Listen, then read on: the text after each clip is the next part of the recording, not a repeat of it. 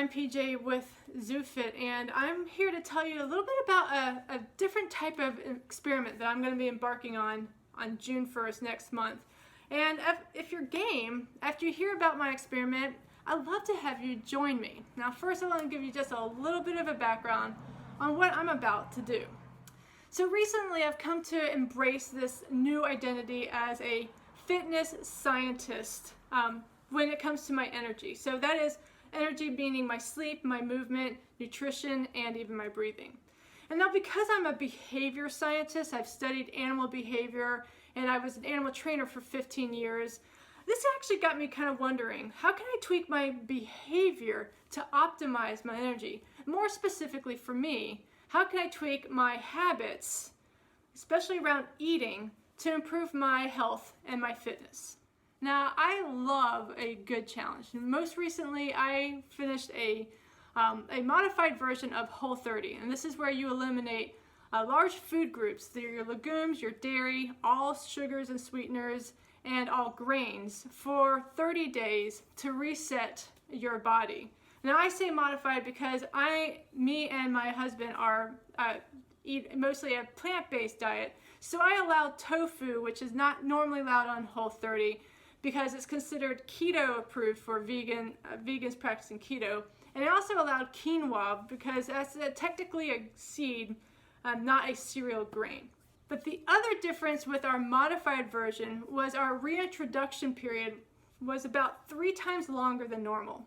Now Whole30 has you introduce whole food groups like all legumes or all dairy, and then after you've introduced that for a day, you go back to Whole30 for a couple days and compare how your body reacts. But I introduced individual ingredients, so like rice one day, corn another day, and oats on yet another separate day. Even though they're all considered grains, we separated them, and we discovered that oats, no bueno for us, but corn, at least organic corn, is okay, and rice is totally fine. Now if we had done it the way Whole30 suggested and grouped them all together, and we had issues with one of them, with the oats, we wouldn't have known which food had caused the issues, and we may have gotten rid of some really great options for our diet. But overall, this experiment went absolutely great. There were many foods that we knew we didn't want in our lives, but by using the Whole30 experiment, it helped us really seal this deal and gave us concrete evidence to help boost our willpower, going from I can, which is considered depriving, to I don't, which is much more empowering. For instance, we knew we wanted to cut sugar from our lives, especially refined sugar, but again, it's a really tempting treat on occasions. Now on our sugar intro day, Chris and I discovered that we just couldn't stop eating. We were constantly hungry and our willpower suffered tremendously. And on top of that, our energy kept spiking and then dropping, and actually we felt overly fatigued throughout the day. And both of my knees felt highly inflamed, and that makes sense because sugar is an inflammatory food. So now when I see sugar in something, I remember how I felt after eating it, and it's just significantly easier for me to put the food down and get something else to eat. So the Whole30 experiment is great for learning what to eat, but I still have one tiny issue. For me, I still struggle with my fitness, particularly my weight and my waist to height ratio. But I eat super healthy. My refrigerator is packed with produce, and it's mostly veggies. So what I eat isn't the issue. It's gotta be how I'm eating it. So Michael Pollan wrote in his book, Food Rules, a statement that really actually kind of inspired this whole challenge that I'm embarking on. He says that how we eat has as much bearing on our health as what we eat. Now, I may not eat sugar or refined flour, but if I make muffins, which are way too easy to grab and eat in the moment, it's not helping me. And yeah, cashews are a great, healthy choice, but eating a handful or even 2 right before I go to bed might not be the best option for my health and my energy. So I am not a nutritionist. I'm actually a behaviorist. I have studied animal behavior, and I've dealt with training for 15 years. Now, I'm not trained in what to eat. My background works really, really well in developing healthy habits around eating behaviors. So I think Whole30 is a great start in learning what to eat. But I'm looking to give us a behavioral boost, if you will. Now, many programs help us figure out what to eat, but starting June 1st, I'm going to spend 30 days experimenting how to eat. During this challenge, I'm going to adhere to some pretty strict behavioral guidelines in regard to how I eat. One, I'm going to be sitting down for all my meals, and I'm not going to allow any kind of media. So that includes social media, computers, entertainment, or work of any kind. I'm going to fast for 16 hours. It's going to be from after dinner until about at least 9 or 10 o'clock in the morning.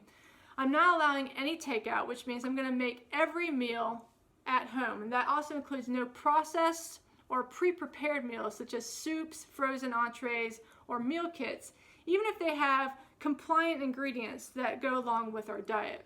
And I'm going to log every single meal before I eat it.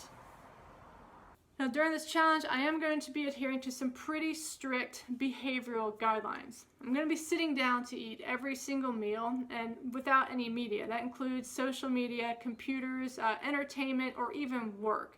I'm also going to be fasting for 16 hours every single day. That's right after dinner until about 9 or 10 o'clock in the morning. I'm allowing no takeout, and I'm going to make every meal at home. That includes no processed or pre-prepared meals as well. That includes soups, frozen entrees, meal kits, or anything that has even compliant ingredients with our diet. On top of that, I'm going to log every meal before I eat it to make sure that I'm getting great macros and great nutrition with my meals. I'm also going to be practicing other eating green principles that I've discussed many times in the past. No palm oil, no plastic, as much as possible as I can, and even meatless Mondays. So what's my goal in all this? Well, it's a huge experiment just to see what happens. I'm going to be logging a daily video to explore what's changing, what's improving, and even what's been difficult or challenging to overcome. I'm also going to be posting periodic blogs where I focus in on one of the habits that we are creating with this challenge and how that habit can help improve our well-being by practicing it regularly. Now, just like Whole30, I won't be just dropping everything like a bad habit at the end of my 30-day challenge.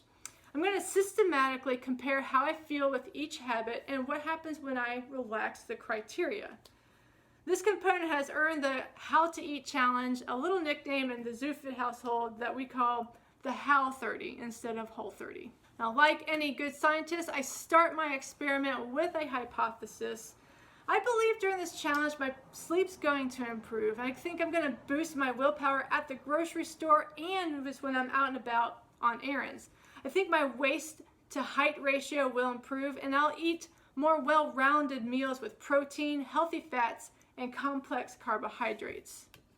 And my question for you is this: would you like to join me? I'm going to start June 1st, and you can follow me on Facebook, Twitter, or YouTube.